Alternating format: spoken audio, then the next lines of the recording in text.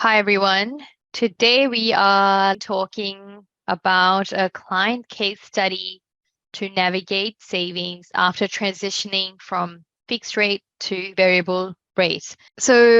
I think it was about 800,000 fixed loans that are rolling off this year, rolling off from fixed, record low fixed rates onto variable rates. In many instances, the rates are pretty much doubling from where our clients have been at. They might have been fixed at 2%, and now coming off their rate is closer to 6%, if not more. And with that, obviously, your existing bank may give you better pricing, but in many instances, you may not get better pricing. And we'll be going through this case study today to show you, what we have seen with quite a number of our clients and what we've done in terms of finding a better solution for them. So guys, tell us about where you are in your journey. Are you looking for an effective way to build savings? And many of our clients are at the moment, and many first-time home buyers of a couple of years ago who purchased their homes have never seen rates at this level ever before. So could you share that in the comments, please? Because some of you might have fixed it like as low as maybe 1.89 with some of the lenders. But I guess while you're sharing that, we'll be delving into the intricacies of moving from the fixed rates to variable rates, which is big for most people. We'll be sharing a specific client journey, examining the challenges that they faced, the strategies that we employed to help them make this transition, and the impressive savings that they had along the way. Let me just share my screen. So today we are going through a real live client case study and show you how we navigated in helping them get savings whilst they were transitioning from a fixed rate to a variable rate. So in terms of client background, who our clients were, firstly, they're existing clients, and we've been helping them since they were actually first home buyers. This was back in 2017, 2018. So Robert is an IT professional and Helen is a special needs teacher. They've been first home buyers historically, and about 2 years ago, they upgraded their home in Sydney. So currently, they own two properties. One is an investment property. So this investment property, it was their previous owner-occupied property, and then they upgraded to another owner-occupied property. So in terms of challenges that they were facing, so these applicants, these clients, their loans were actually fixed at record low rates. They were in the high ones even, actually. I think one of them was in the high ones and one of them was in the low twos. So like for many Australians, their fixed rate was rolling off in 2023 to a much higher variable rate, which would have resulted in their repayments increasing significantly. And we'll delve into the numbers as to what impact they were having on their repayments or their cash flow effectively. Something to note is that they had previously paid lenders' mortgage insurance to their existing bank for both properties. So they had borrowed around about 90% of the value. So as we do with all our clients, we went and sought interest rate discounts from the bank. And we said, well, we want what's called retention pricing. And if you could just give us a better rate because the client's coming off fixed, the bank was actually unwilling to reprice their loans. And it's quite common, or I know in the last 6 months or so, banks were a bit more aggressive. But from what I understand, having conversations with various business relationship managers at various banks, the banks will be less and less friendly to giving much retention pricing. So obviously, these clients, their bank was unwilling to reprice their loans and give them a better rate. So they had to explore other options. Their goal was to minimize interest, firstly, and also manage their cash flow in a rising rates environment. And their repayments were going to increase significantly. So they wanted to manage cash flow so it doesn't impact their lifestyle. So in terms of finance strategy solutions, applicants had previously borrowed 90% plus lenders' mortgage insurance. So the key considerations when we reviewed their finance strategy was, firstly, valuation. So we wanted the valuation to stack up so that, they were at 80% loan to value ratio. Otherwise, they would have had to incur lenders' mortgage insurance all over again. That's tens of thousands of dollars in mortgage insurance that they had paid already. And obviously, they didn't want to pay it all over again. So again, we wanted to ensure the loan to value ratio was 80% or below. Effectively, they could access better interest rates. Yeah, just to add to that piece, right? If you have paid lender's mortgage insurance, that's one reason your lender may not want to negotiate your interest rate. So it's very important to see where you stand in terms of the value of your property, and are there other options out there that you're able to really tap into and access much better pricing because the value of the property has increased, which your current lender may not come to the table and offer you with. Yep, so lender's mortgage insurance is one reason why the bank may not budge in giving you better interest rate discounts. Another thing is, I guess it's just, when you took out the loan many, many years ago, the bank has to maintain their margins. They would have borrowed money at a certain rate and lent you the money at a certain rate. So they want to maintain their margin. So they may not budge. So convenience could be one factor why you'd want to stick to your existing bank. But you have to weigh up. At one point, actually, I had someone who said no to $7,000 in interest savings and they didn't want to refinance a couple of years ago. And in today's market, they wouldn't be able to service for the loans because lending is so much harsher these days. And another thing was actually valuation, right? Each bank has their own valuation report. So one bank's valuation may be better than another bank. Then another consideration was really borrowing capacity. So borrowing capacities have tightened significantly with each interest rate rise. So you may be on the cusp of servicing for a loan, but if RBA keeps raising rates over the coming months, then there is a chance you may not be able to service and refinance your property at all. Banks assess loans based on your new rate plus the APRA buffer, which is 3%. So say hypothetically your interest rate is 6%, the bank will then assess you on 6% plus the 3% buffer. So effectively the bank will assess you on a 9% interest rate. Then each bank has their own borrowing capacity calculator and policy. So depending on the lender policy, there may be a bit more borrowing capacity with one bank versus another. And something to note is some banks have actually recently introduced like a 1% buffer. So rather than applying a 3% buffer, they're applying a 1% buffer. This will enable some people to refinance, but it's subject to certain lender terms and conditions. So this might be another avenue for you. If you are feeling stuck and you are unable to refinance, then this could be one way forward for you. So now on to the client case study. So firstly, we had the applicant's owner-occupied property. The loan was about $788,000. For lender one, we had valuation because we were auto valuations with various banks. The valuation was about $985,000. So this was just enough at 80% loan to value ratio to refinance this loan without them having to pay lender's mortgage insurance. Whereas lender two and lender three, the valuations were a bit short in that either the clients would have had to, pay LMI because loan is over 80%, or they would have had to come up with $4,230 with lender two to reduce their loan so that they don't have to pay LMI to bring the loan to an 80% loan to value ratio.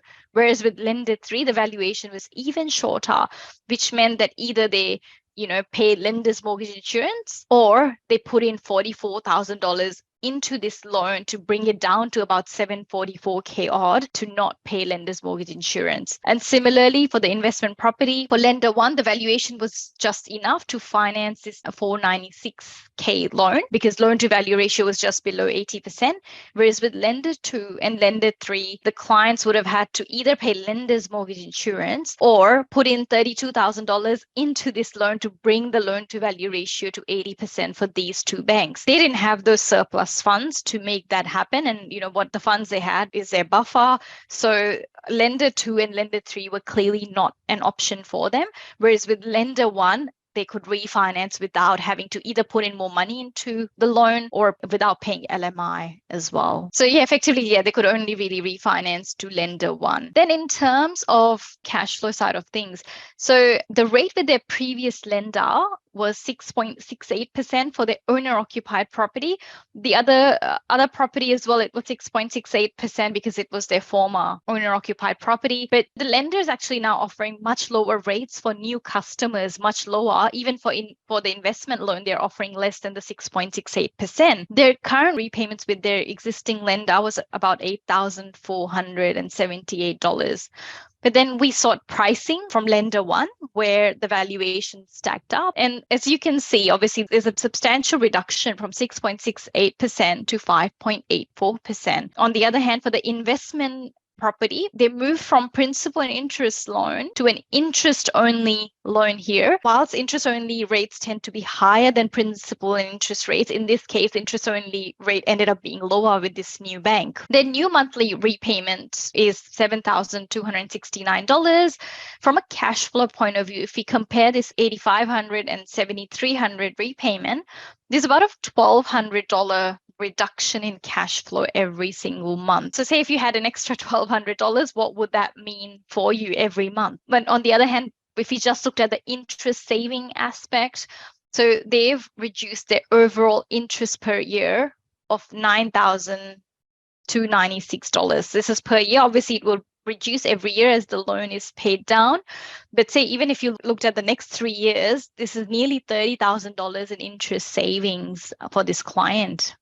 And not to forget the reverse compounding effect of paying less interest and paying more of the principal every single month. So they'll be paying off their home at a much faster pace. And it is encouraged, right, to continue paying off your loan at the same pace that you were as before, because under most circumstances in the current climate, you are going to be extending the term back to 30 years to service for a better interest rate.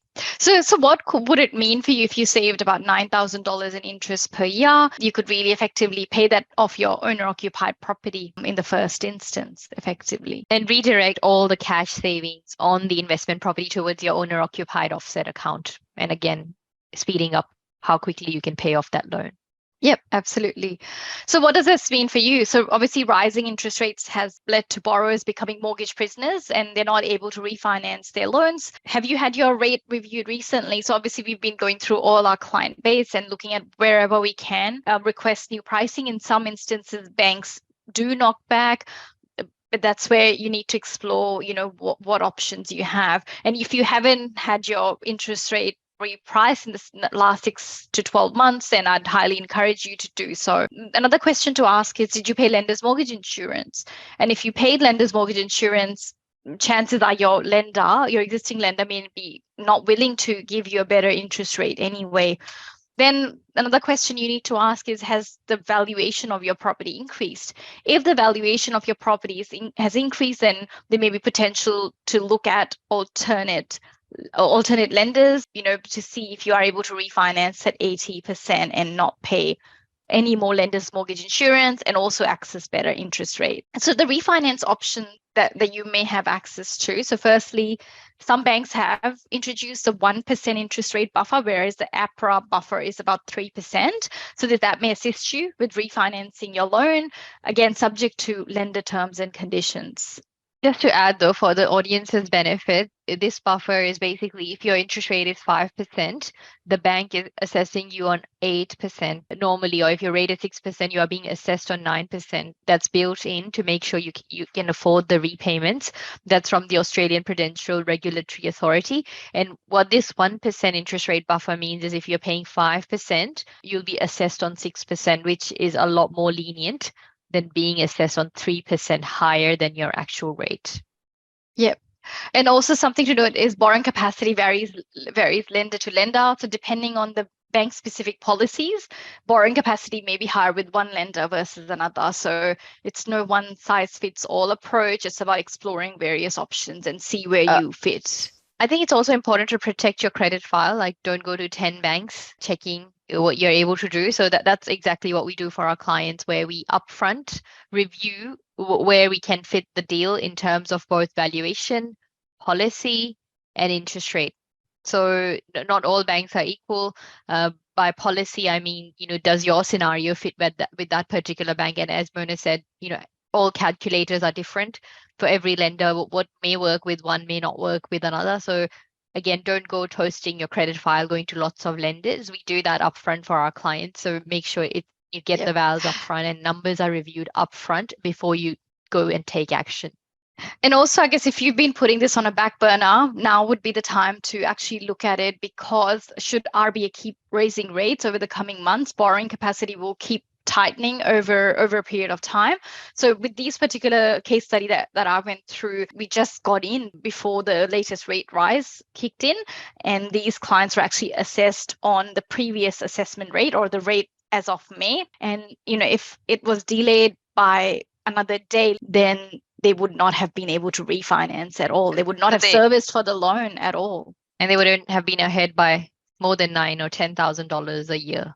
Absolutely. So they would have had to pay the extra 10 grand. And now I guess with the refinance, it will help with them not only with the cash flows, with potential future rate rises, and also converting their investment property to interest only, which is optimal for these clients. And thirdly, being able to pay off their owner occupied loan faster as a result, getting the strategy right. So yep. So I guess if any of this resonates with you and you haven't had your rate reviewed recently and you'd like us to help you get pricing from your existing bank, as well as look at what options may be available where you may fit, you can schedule a call to discuss your specific scenario and see how you can save an interest and manage your cash flow in a rising rates environment. So you can schedule a call with Sana and I and our team on meetme.so/property twins. That meetme.so/property twins, and our team will also pop in a link to our diary as well. And any questions, just feel free to add those to the comment section on this video, and we'll come back to you as soon as possible. Well, thanks, guys.